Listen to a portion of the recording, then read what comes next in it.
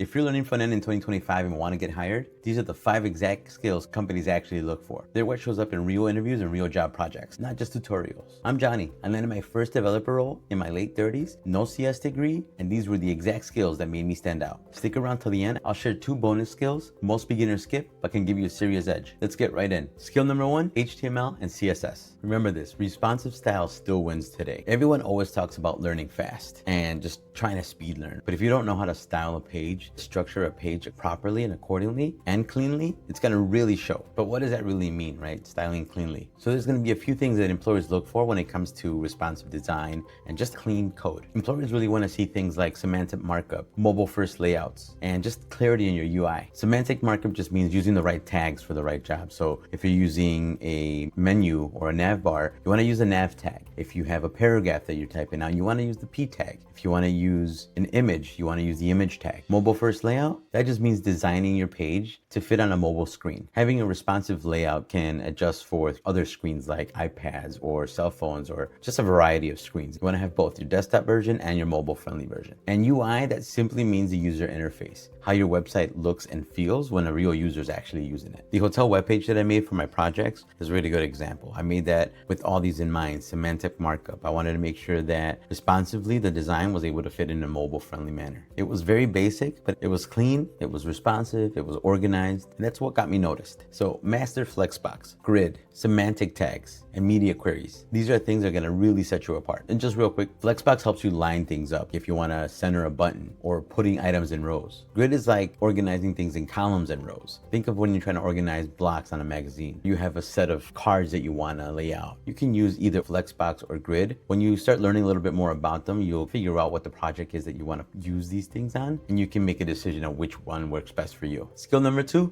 JavaScript. You don't need to master everything just yet. Learn how to write clean working logic. Focus on variables, functions, conditionals, DOM manipulation, and working with arrays. DOM stands for Document Object Model. It's pretty much a fancy way of saying everything that you see on a web page. DOM manipulation means using JavaScript to change things on a page. So when you click a button and a little message appears, yeah, that's what it does. One of the first projects that I did to learn JavaScript is my Mad Libs game. Real simple game. It had a lot of inputs in it. I was able to input words, adjectives, nouns, and you click the button, collects all those words, and what happened with those words, it prompted a new paragraph. That was just very entertaining, and it really taught me how to use JavaScript to interact with users. But really focus on the basics, learning loops, conditionals, events, using dev tools. You can simply go to Google Chrome, right click and hit on inspect, and you can see your logs out there to see what you can debug. But spend some time learning those fundamentals. All these are going to be key as you go on into your dev journey. Skill number 3, learn a framework, whether it's React or Angular. Now during the bootcamp, I learned how to use React. I wasn't the master at it or anything like that, but I really try to go back to the basics and how to use certain functions like hooks. Although React is the most common, Angular is getting there as well here in 2025. A lot of companies are using Angular. If you haven't seen my last video on how I got my job, check that out right here in the link. But essentially what happened, somebody sent me a quick text message that said, hey, do you know Angular? And I had no clue. I had never touched Angular before. I had to go back and learn in 3 days, and then I got the job. So learn a framework. Learn the foundations of a framework, how to use a framework. Doesn't matter which one you use. There's a couple out there. There's also Vue. Again, there's React, there's Angular, but just learn a framework and learn how to use it. Get familiar with them. Build a project. Focus on components, props, inputs, state, and routing basics. Components are like reusable blocks. So if you're gonna use the same button throughout different pages or on the same page, instead of rebuilding that button over and over again, you create a button component that you can reuse in different scenarios or different pages. State is like your app's memory. It tracks things like what's clicked, what's filled out, or what's toggled on and off. So if like day mode or night mode, if you click the toggle up top, it turns into night mode. You click it again, it turns to day mode. It tracks those things. Skill number 4, Git and deployment. Now this one's super important because you're gonna need to know how to pair program or how to use version control and then how to deploy your stuff. Version control shows professionalism and deployment shows initiative. GitHub is where everything lives, your code, your projects, where recruiters look or companies look to see what you've been working on. When's the last time you wrote some code? If you look at my GitHub, you can see all the projects that I've worked on. I wanted to make sure that these were all in GitHub so that we're able to walk code during interviews. And if they're deployed, that's even better. That's like gold. Literally every project that I built, whether it was small, just basic, and just anything that I practiced on with code, I put it on GitHub. And this just showed that I was putting effort into coding every day to learning the skill. And right after, I would deploy the completed projects on Netlify so that I'm able to show that during interviews. So learn Git basics, Git commands, adding, committing, branching, checkout, pushing to GitHub, deploying a simple site. So what's the difference between Git and GitHub?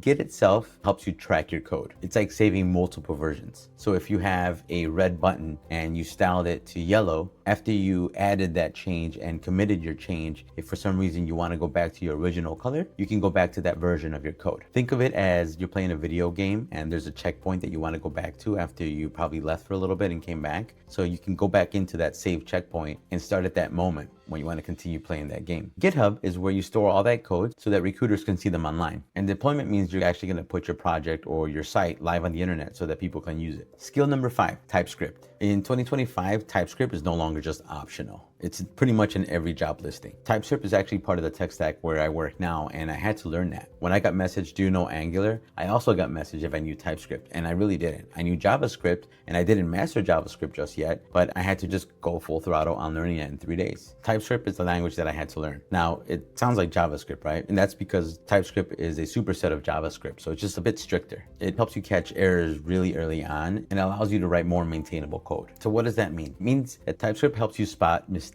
and errors before you even run your code. So instead of waiting till something breaks in your code on the browser, you can spot these mistakes very early on. What happens is your code editor like VS Code will give you a heads up saying, hey, there's an error here. Think of Microsoft Word when you're incorrectly spelling something and shows a little squiggly lines and you know it's wrong or you know it's incorrect and misspelled. That's kind of what this is. TypeScript allows you to see those type of errors before you run your code. Now to learn TypeScript, I use Scrimba. I also use Free Code Camp and some YouTube tutorials. I also use ChatGPT to take code snippets and really understand what they meant. What do they do? What happens if I break this? And just try to understand their explanations off of there. So learn the basic types, interfaces, type safety with functions and objects. All right, so those were the 5 skills that companies actually actively look for in 2025. But if you really want to stand out, especially if you're a career switcher or a late bloomer just starting, there are 2 bonus skills that most beginners ignore. But they just made a huge difference in my journey. Bonus skill number 1, testing. Now this skill shows you think like a pro. Testing is becoming more expected. When you're using things like React, Angular, TypeScript, it's just something that you're gonna run into. And if you already know and you're ahead of the game and you touched on testing or practice testing, this is really gonna impress employers. You don't need to master testing frameworks. Just show you understand how to validate your own code. Some of the tools that you wanna explore is Jest and Vitest.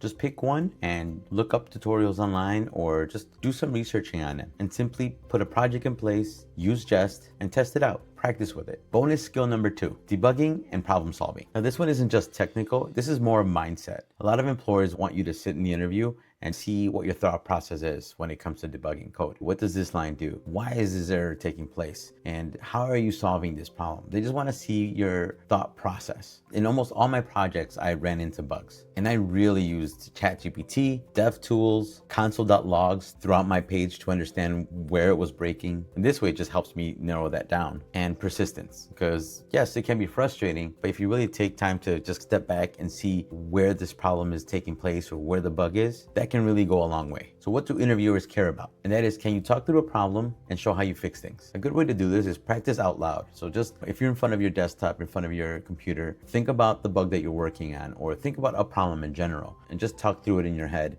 and then talk it out loud and try to create a solution as you're doing this. If you're using code, walk through your code, break your code at the end, then talk through how to fix that. But the key thing is here, break the problem step by step into little chunks, and that allows you to explain things a lot better, while at the same time you're communicating your thought process. So you don't need to learn everything. You just need to go deep on the right skills. These 5 technical skills that I shared with you and these 2 bonus skills is what helped me in my journey and really stand out from everyone else. And it's how I landed the job. If you got some value out of this, do me a favor and hit subscribe. And especially if you're building a freedom-focused life through tech, mindset, or content, drop a comment, tell me where you're starting from, what skills you're working on, or what do you want to pursue.